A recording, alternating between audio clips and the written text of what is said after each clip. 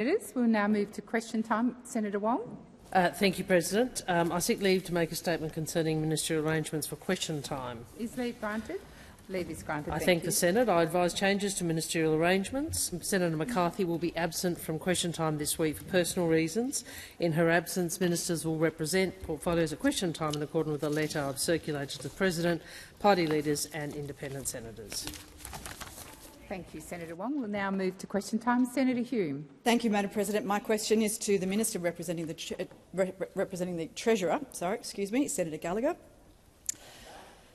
Last week, the Treasurer announced we are going to have another look at the super performance test and that this would be done to remove obstacles and impediments to super investing in areas like housing and other areas where there's clearly a national need. Minister, the performance test does not stop superannuation funds from investing in any asset, so long as that investment stacks up financially. It does, however, protect superannuation members, ensuring that superannuation is invested solely in the members' best financial interest and preventing super becoming a vehicle for a political agenda.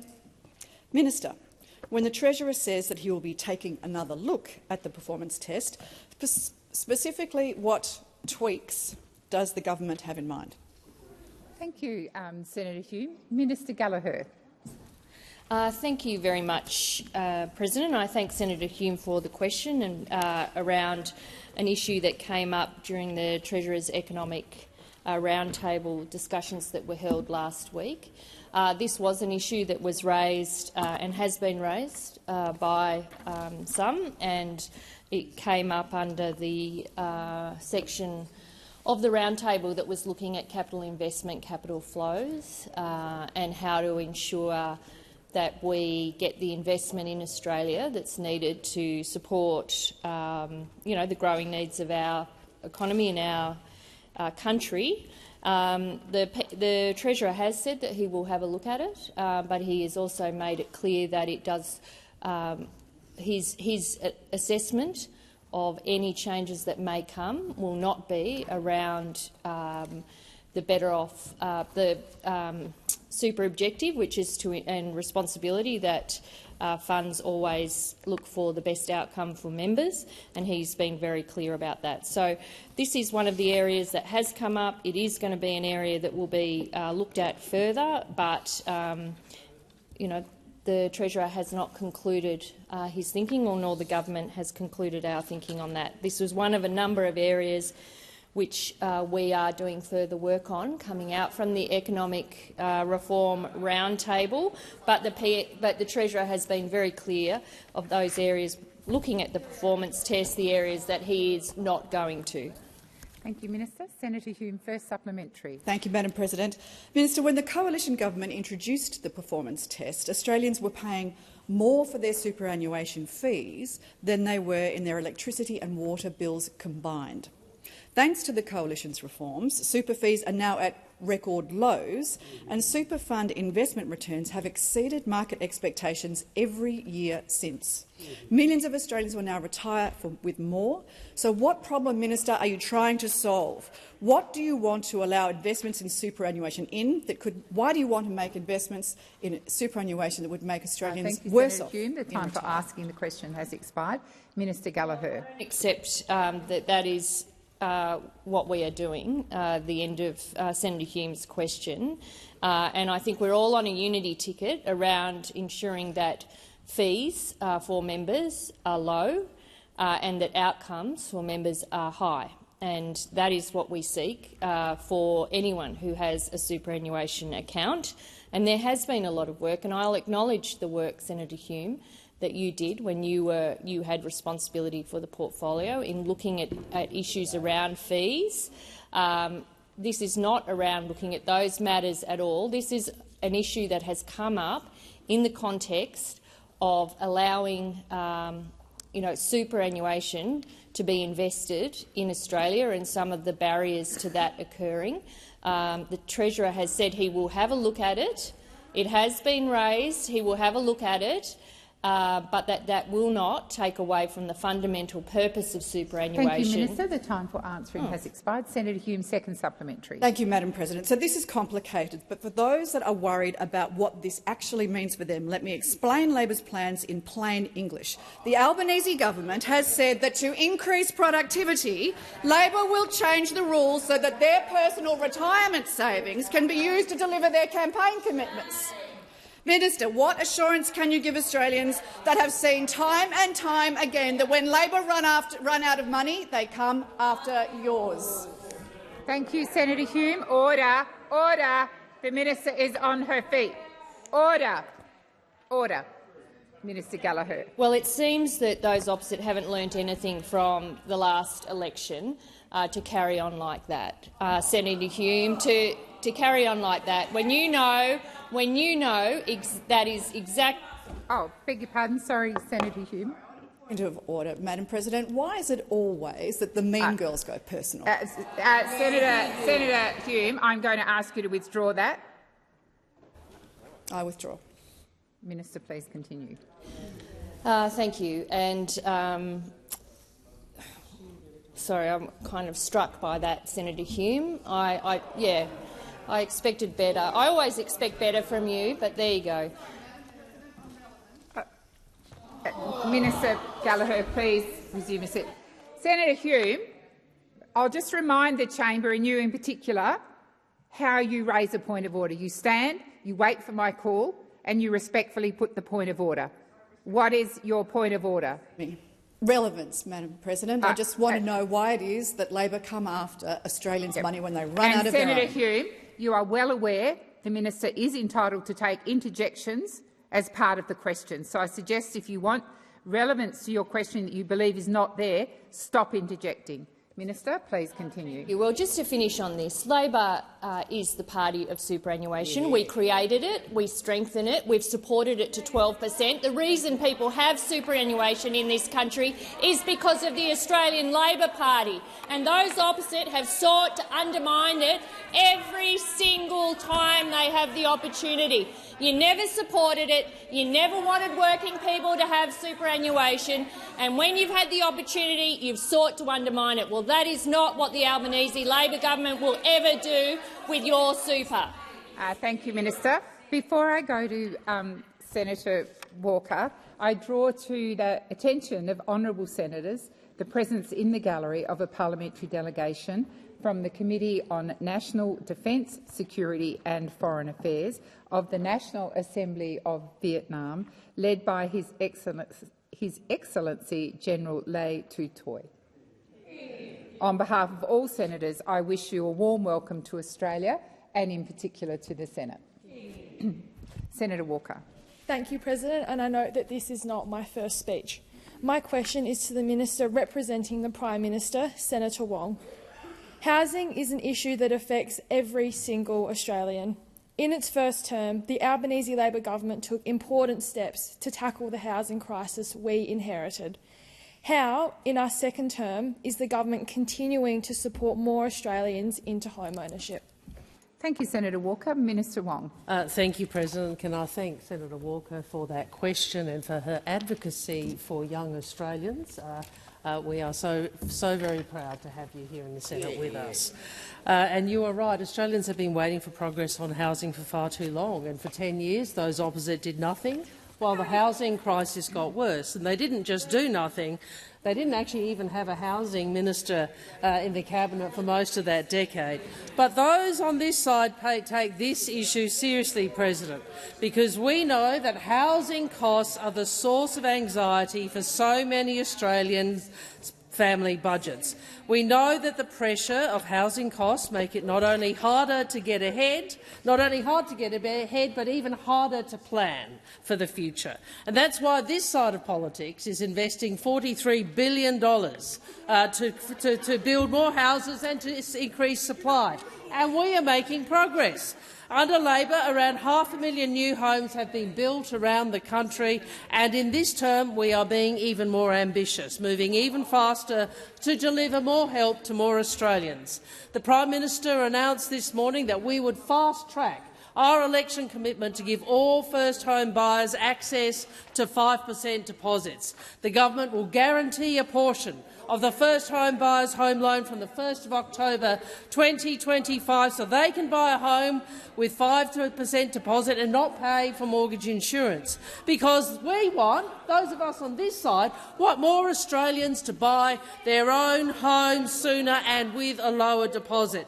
And not only that, we are rolling out our Help to Buy shared equity scheme later this year for Australians on low and moderate incomes, so more Australians can purchase a home with a lower deposit and a smaller mortgage, something Australians support but clearly those opposite do not. Thank you, Minister. Senator Walker, first supplementary. Thank you, President. It was great to see the announcement this morning that the Albanese Labor government is fast-tracking its 5% deposit policy. Given the scale of the challenges in housing, it is important that the government's responses address multiple parts of the problem. What other measures is the government delivering to improve access to housing? Minister Wong. Thank you, Senator Walker. And you're right, deposits aren't the only challenge we face in housing, and particularly young Australians face in housing. And for 40 years, this country hasn't been building enough houses. 40 years we haven't built enough houses. Lack of supply is a serious challenge and one that has to continue to be addressed. That's why this government is delivering 55,000 social and affordable homes, working with the states and territories and investing $54 million to manufacture more homes more quickly, making it easier for builders across the country to build more homes more quickly, by pausing and streamlining the National Construction Code and turbocharging environmental approvals to unlock thousands more homes. Now, that is all in contrast to those opposite, who continue to interject, who seem to believe that really it's only those who can really afford a house who should get one, and that government doesn't have a role in trying to improve affordability by investing in supply. Thank you, Minister. That is the position of the opposition. Senator Walker, first supplementary. Second, beg your pardon. How is the Albanese Labor government working to overcome opposition to building more homes and delivering on its commitment to build more houses for more Australians? Minister Wong. Thank you. Well, there's certainly one thing about the opposition is they don't learn from an election. They went to the last election trying to block housing supply improvements, having blocked the Housing Australia Future Fund and, in fact, pledging to scrap it. And now we see laws, the build-to-rent laws, which support the construction of around 80,000 new homes to rent. Well, this policy will encourage investment, it will encourage construction, it will increase supply, more houses, more rentals. But Senator Bragg and the opposition have decided they want to block plans to build more homes. This is what they want. This is the hill on which they choose to make their stand. We want to stop more houses being built. We want to stop more houses being built. Standing in the way of 80,000 more homes for Australians. And they believe they're a responsible party of government standing in the way of more homes for Australians. Thank you, Minister. Senator Bragg. Thank you very much. Thank you very much, President. My question is to the Minister representing the Prime Minister, Senator Wong. It's not the question you think it might be. Now, after overseeing an historic rise in red tape in the housing sector during your first term, now the government has decided to copy the Coalition's policy of freezing the National Construction Code. So the question is, why did Labor say this was a bad idea during the recent election, but now you say it's a good idea? Thank you, Senator Bragg. Minister Wong. Well, Senator, I know that it's something that you probably focus on a lot, but you know what we're focused on? We're focused on delivering all of the policies which will enable more houses to be built, and will ensure that we deal with the supply side of housing affordability. That includes the policy announcement on the construction code, which from memory was for a shorter period than you indicated, because obviously there are also other issues which have to be addressed. But it is part of a suite of policies which are about more houses, which you're opposed to. So, you know, if you want to come in here and frankly bleat about, well, we had something to say at the last election. You know what else you had to say at the last election? We're going to abolish the HAF. Yeah. That's what else you had to say at the last election is you wanted to make it very clear to young Australians, actually, we, the Coalition, we, the Liberal Party of Australia, are actually not are against more homes for Australians. That is the policy you took to the last election. So, Senator Bragg, if you're in the business of actually wanting to reshape your policies from the last election, I'd invite you to consider this. Australians rejected your opposition to more houses. Australians rejected your opposition to more houses. So maybe you should discontinue the current position you have, which is to stand in the way of 80,000 more houses for Australians. Thank you, Minister. Senator Bragg, first supplementary. Thank you very much. Minister, precisely what pieces of red tape will Labor cut from the 2022 National Construction Code in your proposed 2025 iteration? Thank you, Senator Bragg. Minister Wong.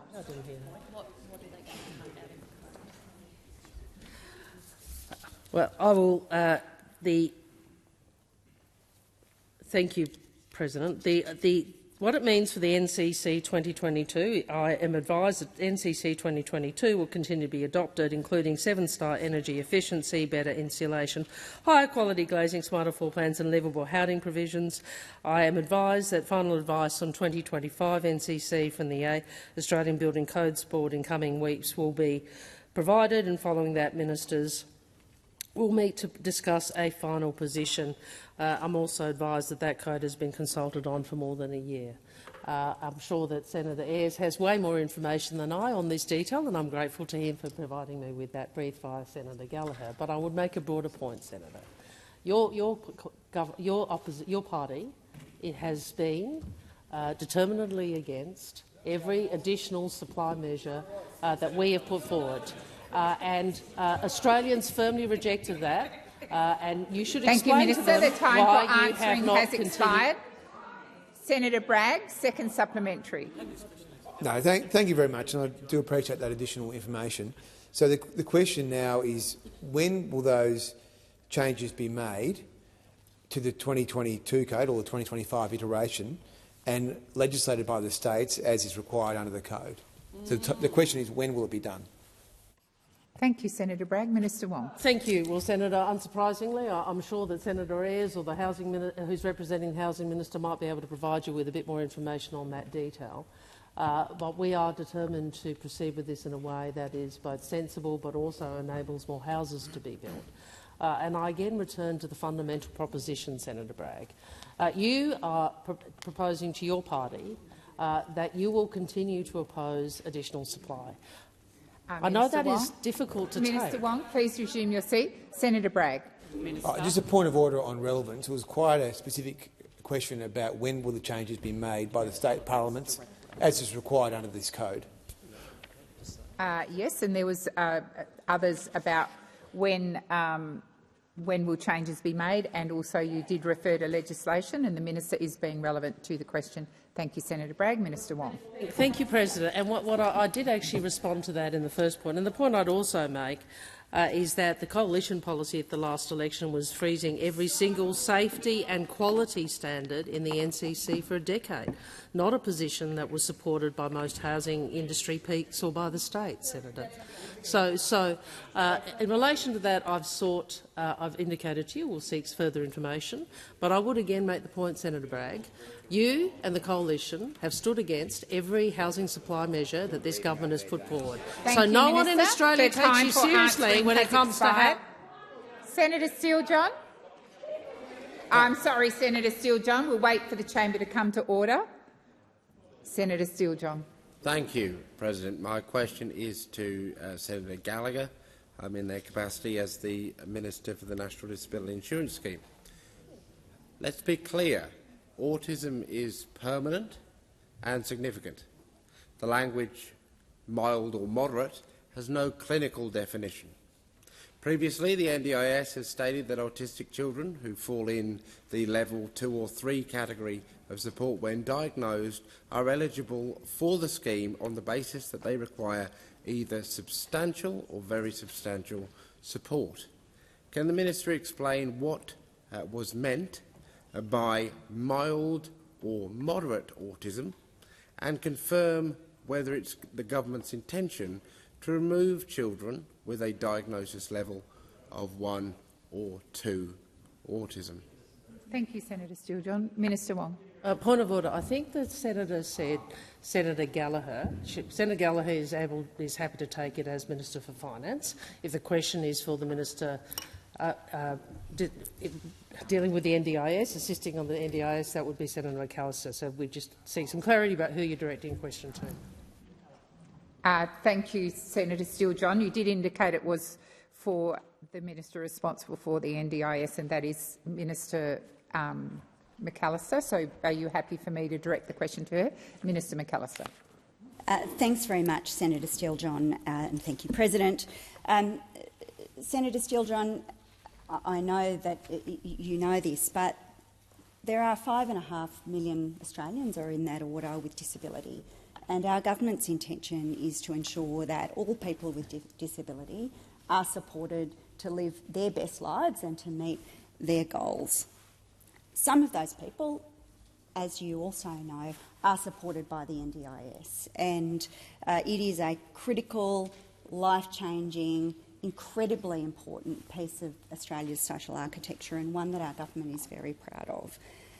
Many senators will have heard Minister Butler's speech and his remarks over the last week, where he talked about our determination to ensure that the NDIS is here for the long term, to play the role that it is intended to play in supporting people with significant and permanent disability to meet their objectives.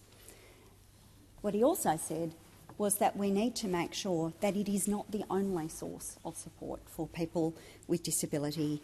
And senators will know that we have been working for some years now with stakeholders, with states and territories, to answer the question that was put to us by the review undertaken by Bruce Bonner-Hady and Lisa Paul.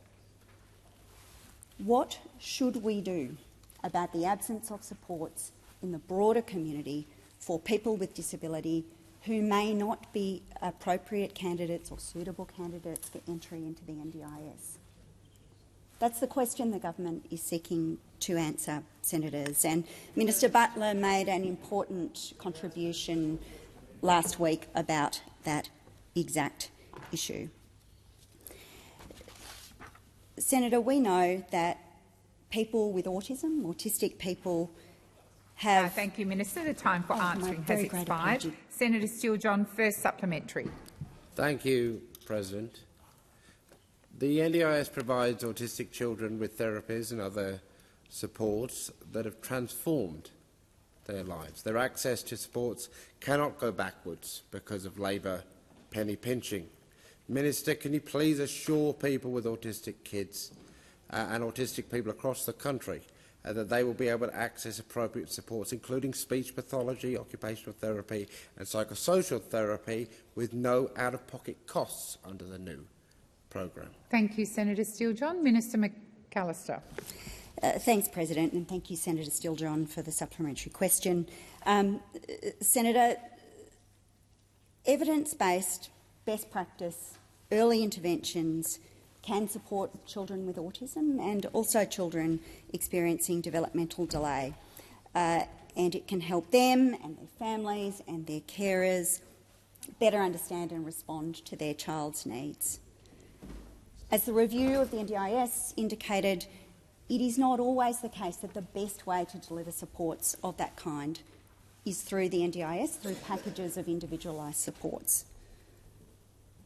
That review pointed to the opportunities before us to find easier pathways and more appropriate pathways for families to obtain that support. And that is what this government seeks to do. It's a conversation we've been having with stakeholders. We, of course, that many people contributed to the Bonahady and Paul review. Many people have contributed to the consultation. Thank you, Minister. The time for answering has expired. Senator Steele-John, second supplementary. Thank you, President. The Minister has said, Minister Butler, that after the Thriving Kids programme is operational, there will be access changes made to the NDIS so that children with what the government described as mild to moderate autism will no longer be accepted into the NDIS. Can the Minister please confirm that there will be no changes made to eligibility for autistic adults? Thank you, Senator Steele-John. Minister McAllister. Thanks very much, President. And Senator Steele-John, can I apologise for running out of time on each of your previous questions? I have sought to address comprehensively, but I've realised on each occasion I should have watched the clock more closely. Minister Butler's speech. Minister Butler's speech last week laid out our priorities, and they're the same priorities that we have agreed with states and territories some time ago. That we do seek to establish a system of foundational supports outside of the NDIS, and the place we seek to start is looking for opportunities to work with children and young people. That is the work that we have set about doing. It's the work we've been seeking to progress with states and territories, and that remains our priority. Minister Butler has also indicated that at some point there will need to be a further wave of reform, and we would work closely with the disability community on any such reforms. Thank you, Minister. Senator Mulholland. My question is to the Minister representing the Treasurer, Senator Gallagher. The past month has seen release of welcome economic data, including the third interest rate cut since the election, helping households with cost of living pressures. Wages data is showing real wages growth for 7 consecutive quarters. Labour force data shows that unemployment decreases are remaining at a low of 4.2%, and women's labour participation is at record highs. With more people in jobs, earning more and keeping more of what they're earning, how will the Albanese Labor government continue to help Australians with cost of living assistance, including ways to support first home owners to own their own home? Great question. Thank you, Senator Mulholland. Minister Gallagher. Thank you, President. I thank Senator Mulholland for the question, and it's an important one because it talks about how the government is working to ensure that we are supporting households with cost of living assistance, but also looking at further ways we can get Australians, and particularly first-home buyers, into owning their own home. From the 1st of July, we've had a number of measures that have come in to help people with cost of living pressures. Of course, we've had the minimum wage increase, the superannuation guarantee rose to 12%. PPL has gone to 24 weeks, and super is now being paid on government-paid parental leave. We've had more energy bill relief with an extra $150 of power bills for every household and around 1 million small businesses. We've put in place our bonus for housing apprentices on top of their wages, our home battery scheme, the incentive for people to take up home batteries to help them cut their power bills is going very, very well. Paid pracs for nursing, teaching, social work and midwifery students are in place. We've also boosting funding into Medicare to make sure that we are ensuring that people can get access to their GP and primary health care without having to pay. We've got our instant asset write-off in place. Our legislation's passed on student debt, our Medicare urgent care clinics, bulk billing will be expanded from November. And in addition to that, the PM has made and the Housing Minister have made an important announcement further around the 5% deposit, first home buyers deposit. This will expand an existing scheme, and we know will provide some support to first home buyers to get into the housing market at the same time that we are providing all of that effort into supply and getting the supply of housing in this country where it should be and where it was ignored for 10 years by those opposite. Thank you, Minister. Senator Mulholland, first supplementary. How do the outcomes of last week's economic reform roundtable build on that economic record, and what were the key themes and priorities identified in the meeting? Minister Gallagher. And I thank Senator Mulholland for asking a question about the Economic Reform Roundtable. And there were a number of outcomes, a number of directions, looking at how we can work together. And this is something that those opposite don't understand. They find it quite an unusual concept that you would bring together leaders from business, union leaders, community sector leaders, into one room and talk to them about some of the challenges that are going on. We know that's a foreign concept for you, who only like to talk in a closed room to people that agree with you about what you think. That is your approach to reform. Our approach is to pull together people to represent different sectors and to come out with consensus where we can on dealing with some of the challenges, whether it be in housing, whether it be in technology, whether it be in regulation, whether it be in any of those areas that are important to the Australian economy but also important to the Australian people. Thank you, Minister. Senator Mulholland, second supplementary. Why is it important that the Albanese Labor government continues to engage with business, unions and experts as we continue to strengthen the economy? Thank you, Senator Mulholland. Minister Gallagher. Thank you. Well, the Albanese government is a government that brings people together. It brings people together, sometimes with different views, to talk about what the challenges are and to find a way through.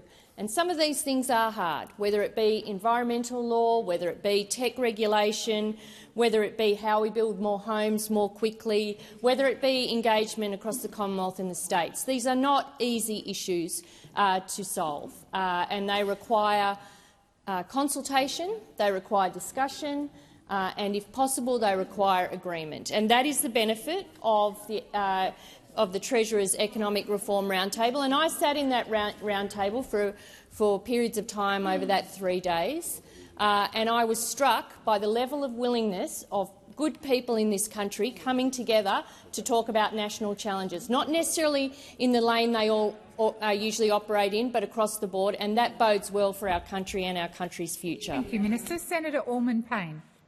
Thank you, President. My question is to the Minister representing the Minister for Social Services. It's now been 2 years since the recommendations of the Robo-Debt Royal Commission were handed down, and yet several still remain unactioned, including reinstating a 6-year limit on debt recovery. I'm deeply concerned that over 100,000 income support recipients whose debts were levied using the Department's ruthless and dubious method of income apportionment may yet again be pursued by the government for historical debt notices, once more placing vulnerable people at risk of financial and personal crisis. The pursuit of years-old, sometimes decades-old debts was one of the features of the social security system that underpinned the robo-debt scheme.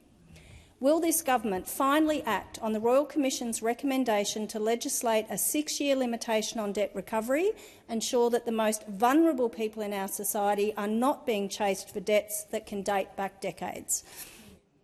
Thank you, Senator Orman-Payne. Minister Gallagher. Thank you, and I thank Senator Orman-Payne for the question. I can assure you, Senator, that between the Minister for Social Services and myself, we have had a number of discussions around how we respond to the federal court case that considered income apportionment. And just to be clear, and because the parallels are often drawn between robo-debt and income apportionment, robo-debt was bad policy dreamt up by those opposite to pursue vulnerable people to provide a budget saving and to threaten them with jail if they didn't pay back debts they didn't own. That's that. Income apportionment was not designed to punish welfare recipients or to claw back revenue. It was about making life easier for people. So let's just be clear about the difference between income apportionment and what happened under their watch. They're the biggest failure of public administration in our country's history, a decision by them over there to pursue vulnerable Australians for billions of dollars they didn't owe, as it turned out. Now, we are considering our response to that. Of course, debt and length of time for debt and the amount, low-level debts are all part of the work that's currently before the Minister for Social Services, and she has had a number of discussions with me about that, and we will resolve them shortly. So I'm not in a position to advise you at the moment about any changes to debt waivers or our policy in relation to that, but we are working through the detail and the judgment of the federal court, and we will provide a response once those discussions are complete. Thank you, Minister. Senator Orman-Payne, first supplementary. Thank you, President. The robo-debt tragedy was only possible because income support recipients were and still are trapped on poverty payments.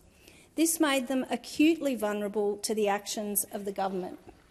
I've personally been contacted by constituents on JobSeeker who can't afford to eat, pay for essential medications or medical treatment, or keep a roof over their heads. Minister, will Labor finally act to raise the rate of all income support payments above the poverty line? Minister Gallagher. Thank you. Well, as the Prime Minister has said on a number of occasions, we review payments through every budget cycle, and you will note, Senator Orman-Payne, that we have provided additional above indexation support for those on JobSeeker and indeed other income support payments like single parenting payment, and changed the length of time people can take those payments when it comes to single parenting payment. Just again on income apportionment and robo-debt. Robo-debt was designed to raise revenue by clawing back debt from people who never owed that money. Income apportionment was about reducing a reporting burden to try and make it easier for people, and actually about a third of people benefited from income apportionment over time, whereas, as we know, robo-debt indiscriminately made people worse off. But we will continue to look at payments as we do through every budget cycle. That's what we did last term and we'll continue to do it this term. Thank you, Minister. Senator Orman-Payne, second supplementary. Thank you, President. I note that if 1/3 benefited, that means 2/3 didn't, and it was found to be unlawful. My second supplementary. Minister, why is it that your government can always find money, billions of dollars in fact, for American submarines, but never for struggling Australians? Good question. Thank you, Senator Orman-Payne. Minister Gallagher. Thank you, President. Well, that's simply not true. A government has to do a lot of things. I know those over there find it hilarious. The party of robo-debt find this question hilarious. That is how disrespectful you are about people on income support payments. We saw it when you were in government. We saw it when you threatened people with jail for debts they didn't earn. Senator Cash, remember that? You would have been sitting around the cabinet table. On the issue of allocation of budget funding, a significant proportion of the budget is, as appropriate, provided through income support payments through Services Australia, whether it be JobSeeker, family tax payment, single parenting payment, aged care, age pension, all of that. The allocation for the defence budget is smaller than that. Our priority is on Australian people. Thank you, Minister. Senator Henderson. Thank you, Madam President. My question is to the Minister representing the Treasurer, Senator Gallagher. When will the Treasurer introduce quantifiable fiscal rules to contain his spending spree? Minister Gallagher. Thank you very much. And isn't it interesting that they're obsessed with fiscal rules now when it didn't seem to bother them at all? It didn't seem to bother them. Well, you had a fiscal rule. Here's a fiscal rule. Why don't we harass and hunt down people on income support to provide a saving to the budget, which is actually costing billions of dollars and is still tied up in court? How about that for a little fiscal rule? How about all of we will provide Gallagher, please resume your seat. Senator Henderson. Madam President, point of order on direct relevance. I ask, when will the Treasurer introduce quantifiable fiscal rules? The question. Thank you. Senator Henderson, I have reminded you of that frequently. I will remind the Minister to answer the question on behalf of the government. Minister Gallagher. Thank you. I'll give you another fiscal rule. Remember when you promised surpluses every year but actually delivered none? Remember that? That rule went very well, didn't it? What about paying down debt when debt skyrocketed under you? That was another rule. We'll pay down debt. Never did. Actually tripled under you. Minister Gallagher, please resume your seat. Senator Henderson. Madam President, a point of order on direct relevance. The minister clearly does not know what fiscal rules are. Could she please address the question? Senator Henderson, the previous time you stood, I reminded you not to go off the point of order, and you did exactly that. I will draw the minister to your question and how it relates to the government. Minister Gallagher. Thanks. And remember those who went to the last election promising to up everybody's tax? Yeah. Remember, tax increase for everyone. There's another fiscal rule from them. So we had raise your taxes, never deliver a surplus and triple the debt. That's it. We have fiscal... Minister Gallagher. Senator Henderson. Order. Order. Order. Senator Henderson. Madam President, on direct relevance, I ask the minister to address my question, not to go on this absolute rant, which has got nothing to do with the question. Senator Henderson, the commentary is unnecessary. Every time you've stood and called a point of order, I have reminded you of that. I have drawn the minister back to the question. I've asked her to answer it from the government's perspective. Minister Wong. President, I didn't intervene on the last occasion, but this senator has, I think, been quite willful in her disregard for your rulings and exhortations. You have asked her repeatedly not to repeat the sentence, not to repeat the question, not to repeat the question. Order. No, it's order. No. Order. No. It is about respecting the Senate, respecting President, and respecting the standing orders. Senator Henderson, come to order, Senator please. Henderson should stop willfully disregarding your ruling in relation to how she deals with points of order. And I'd ask you to consider how that can be enforced. Thank you, Senator Wong. Senator Cash.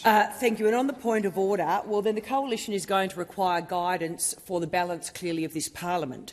Because are we now saying, President, and we would ask for a ruling on this, you can only raise the words relevance or direct relevance with no further context, because I would suggest in the previous parliament, when we were in government for 9 years, that was not the rule. Senator Cash, with respect, you have taken me out of context. What I asked, order. What I've asked senators not to do is put commentary around the point of order. I have, on every occasion that Senator Henderson has raised the point of order, reminded her of that, and I've also drawn the minister back to the question. I have been completely responsible in the way that I have responded to the point of order, but I will not have public commentary being made around questions. It's not the opportunity for senators to make commentary. It is the opportunity for senators to raise points of order. I've accepted the point of order, and I've drawn the minister on 3 times back to the question. Minister Gallagher. Thank you. And it appears Senator Henderson hasn't actually read the budget, because if she had read the budget, and it's actually quite early on in the budget, I accept that the budget is a number of books and you probably don't want to read all of it, but there is a section of the budget that goes through the fiscal strategy. And in that, the fiscal strategy says we will improve the budget position, which we have. We've delivered 2 surpluses. We've improved the budget position by $207 Minister, billion. please resume your seat. Senator Watts. Order.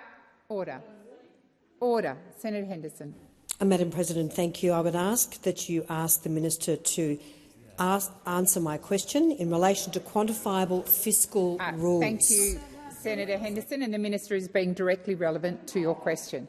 Minister Gallagher. Thank you. So our fiscal strategy includes improving the budget position. We've done that, the biggest fiscal turnaround of any first-term government ever. Our rules also include reducing gross debt as a share of economy. Tick, done that. We've got debt down by $177 billion, and it's expected, and we've got that. Order. Senator Henderson, I haven't called you yet. Order. I haven't called you yet. Please resume your seat. Order.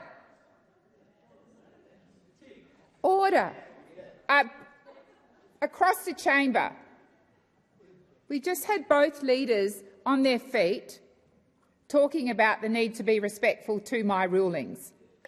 And just then, in response to the final parts of the minister's questions, those on my left were entirely out of order. So if your leader's on her feet, that applies to the entirety of question time, not just the bits you choose to take or leave. Senator Henderson, first supplementary. Thank you very much, Madam President.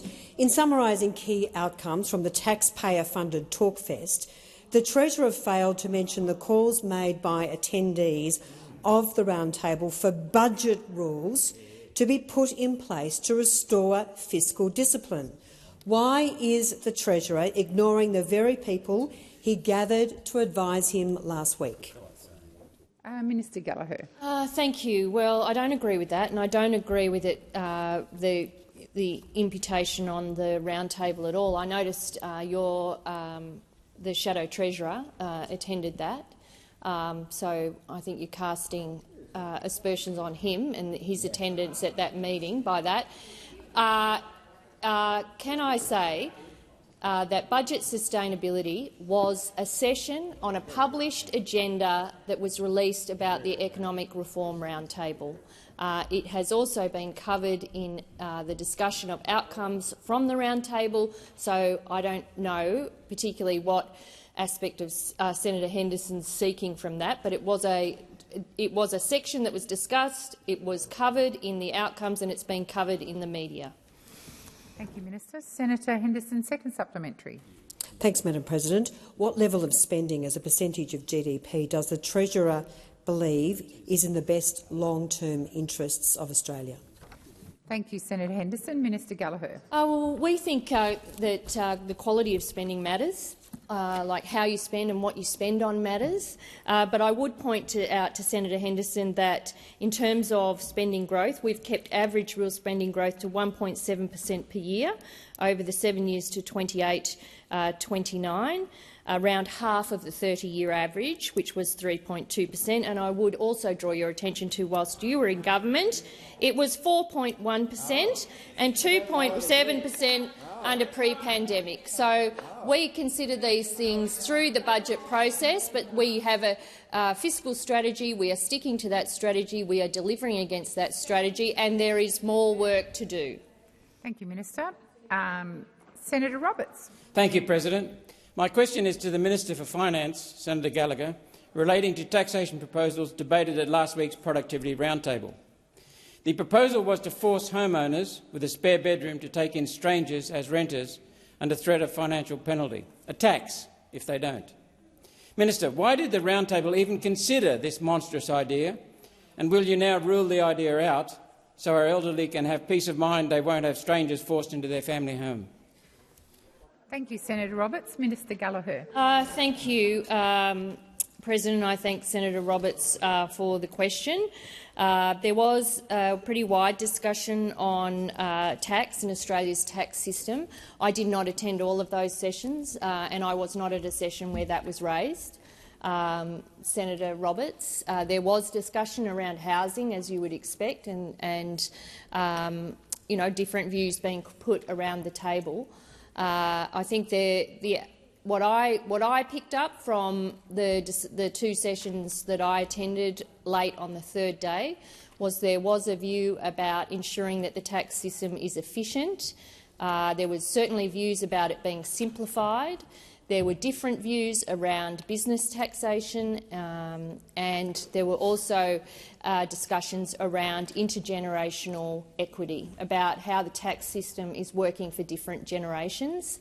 But the specifics of what you've raised was not raised with me by any roundtable participant, and I was not at a session where that was raised as something that people were seeking. And it's not something the government has worked on. Thank you, Minister. Senator Roberts, first supplementary. Thank you. Additionally, the roundtable debated a death tax on the family home and a land tax on the value of the property. Minister, are these mutually exclusive taxes, or will this government be introducing all three? Thank you, Senator Roberts. Minister Gallagher. Well, again, in the sessions that I was a participant at, that was not raised. And we have, and I think the Treasurer and the Prime Minister were clear in the lead-up to the roundtable that there are no plans to change the taxation owner-occupied homes, and I've not been part of any discussions around that, Senator Roberts. So I'm not sure.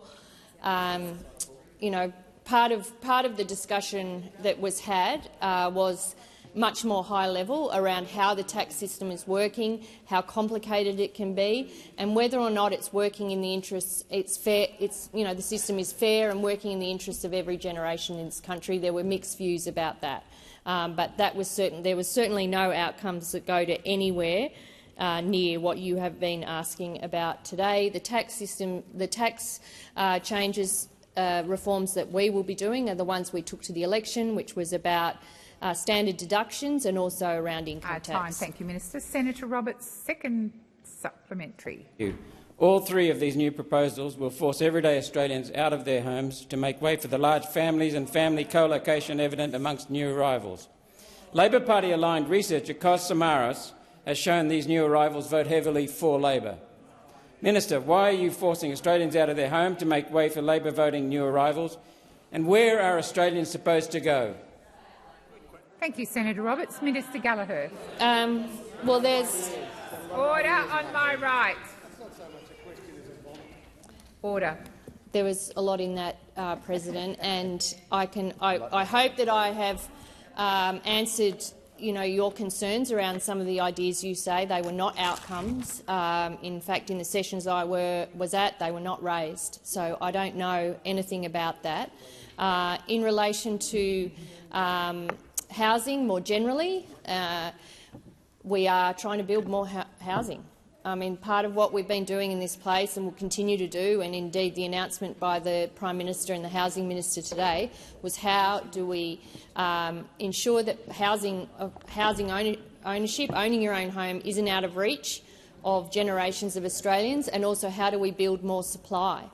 So in that respect, I hope that answers the second part. And in terms of migration numbers, they're outlined in the budget papers. Thank you, Minister. Senator Babet. Thanks, President. My question is for the Minister representing the Treasurer. Minister, the Australian Financial Review reported recently that federal and state government spending splurge has hit the highest level since the end of World War II, and that more than half of voters now rely on governments for most of their income through public sector wages, welfare benefits or subsidies, and that 4 in 5 jobs created in the past 2 years have been in the non-market sector. So my question is our economy just one giant taxpayer-funded vote-buying rort? Thank you. Thank you, Senator Babet. Minister Gallagher. And in relation to the creation of jobs, because I've heard this used quite a lot by members of parliament and senators about non-market jobs, and that for some reason they're less value than any other job. Well, that's the insinuation I've heard from your colleague Senator Cash, and I've just heard it from Senator Babet. They are jobs in aged care. They are jobs in early education and care. They are jobs in disability services. They are non-market jobs. And I think we should have an honest discussion about the fact that we need those jobs. They are good jobs. They probably haven't been paid enough in the past, and we are trying to address that through the work of ministers and my colleagues on this side of the chamber, where we've supported wage increases for aged care workers, and we're seeing increases for early childhood educators as well. So we on this side do not dismiss non-market jobs. They are good jobs. The services sector is an important part of our economy, and we need to make sure that we are investing in it so that you, Senator Babet, when you are 75 or 80 or 85 or 90, that you will get the care that you deserve. That is what we are trying to do in that part of the economy. But in relation to the other parts of your question, the answer is no. Thank you, Minister. Senator Babet. Thank you, President. Now, the same article mentioned that our federal Treasury warned in a post-election briefing to Treasurer Chalmers that government spending must be cut and taxes increased to put the federal budget on a sustainable footing. What meaningful budget cuts will your government undertake to ensure that taxes don't have to be increased? Thank you, Senator Babet. Minister Gallagher. Thank you. Well, incoming government briefs raise a lot of issues and draw a lot of issues to ministers' attention. In relation to spending, we are always looking at how we can find savings across the budget. We found $100 billion in savings over our last budget since we came to the government. $100 billion. Contrast that with those opposite. None. Zero. Zilch. Zilch. $100 billion that we've found, and it is important because it does a number of things. It repairs the budget, but it also allows us to invest in those areas of the economy where we need to make investments in, whether it be in housing, whether it be in defence, whether it be in disability services or early childhood education. You have a budget for a reason, and that's so that you can invest in these areas that are important national priorities. But we will continue to look for savings. We went to the election with another $6.4 billion in savings to find from the public service, and we'll continue to do that. Thank you, Minister. Senator Chandler. Oh, sorry, my bad. Senator Babet, second supplementary. Thank you, President. Now, with projected expenditure growth, especially in areas like disability, it is likely that you'll eventually run out of other people's money, and you'll probably consider other taxes. Minister, can you please confirm that under this government that there will be no increases in superannuation or the GST? Thank you, Senator Babet. Minister Gallagher. Thank you. Well, the tax policies we took to the election were around standard deductions, making it easier for people to put their tax return in, and to lower income tax. They were the taxes that we took to the election. They remain the government's policy, and we consider all of these matters through the annual budget process. Thank you, Minister. Senator Patterson. Thank you, President. My question is for the Minister representing the Treasurer, Senator Gallagher. On Insiders on Sunday, David Spears asked the Treasurer, will we see anything further on tax in your next budget, to which the Treasurer replied, well, it remains to be seen. But on Sky News on the 8th of August, the Prime Minister said, and I quote, the only tax policy that we are implementing is the one that we took to the election. Minister, who is right, the Prime Minister or the Treasurer? Thank you, Senator Patterson. Minister Gallagher. Thank you. Thank you very much, President. And I didn't catch the Treasurer's interview yesterday. Order. Wow. That's a big hit. Order. That's a really big hit there. Order. But I read the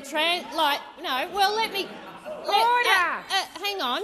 Getting too excited over there, but I read the transcript. So there you go. Thank you. Well, I've just answered Senator Babet's question along similar lines. The tax policy that we are implementing is the tax policy we took to the last election, which is around standard deductions. It's also around income tax reductions, which I would just remind everybody who's now so concerned about tax that this mob over here were the ones that went to the last election wanting to raise everyone's income tax. So let's just remember that. I know it's a little uncomfortable, isn't it, Senator Patterson? You had to go out and sell it every single day, and we know it was oh dear. But they're now very, very concerned about this matter after having a policy which was actually to hike up everyone's taxes. But we've been clear. The tax policy we took to the last election is the one that we are implementing, along with a whole range of other measures that we went to the budget over. And in response to Senator Allman-Payne and Senator Babet, we look at the revenue and spending lines of our budgets through every budget process. That is what we've done in our last budgets, and that is what we will continue to do. That's what responsible governments do. They look at where the pressures are, they look at how you fund those pressures, you look at savings. We know that this might be a foreign concept to those opposite who didn't have that fiscal discipline when they were in government.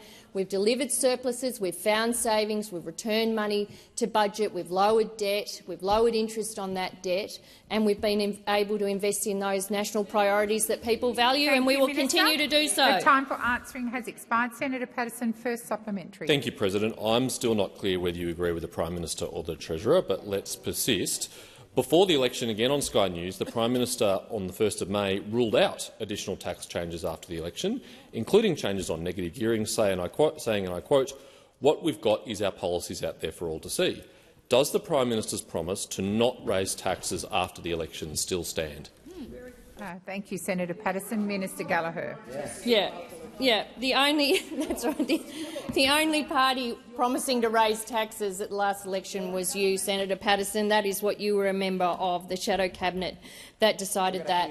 I have heard the PM say that before the election. I've heard the PM say it after the election. Our tax policies are the ones that we took to the election: standard deductions and lowering income tax. You were about hiking up income tax, and you took that to the election, and the people of Australia had a look at what you were offering and they said no, no thanks. So we are implementing the policies that we took to the last election, whether it be in tax, whether it be in healthcare and investing in Medicare, opening up more urgent care clinics, expanding on bulk billing rates, whether it be in our investments in education, in skills, in training, in housing.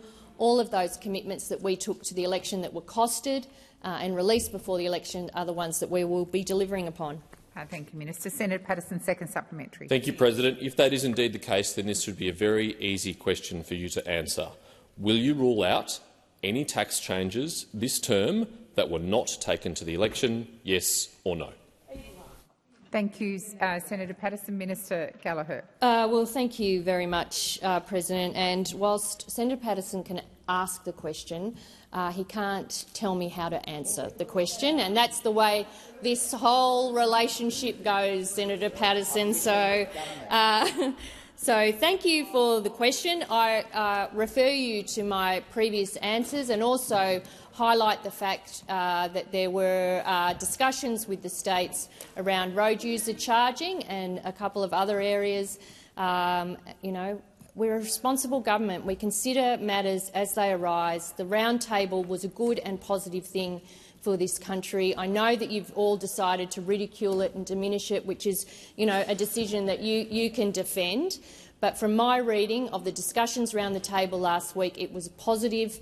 It was the amount of people that wanted to lean in and be a part of the discussion and also understand some of the challenges facing our community and our economy was real. There was a level of buy-in that we don't get from you. The time for answering has expired. Minister Wong. Thank you, President. I ask that further questions be placed on notice. Minister Watt.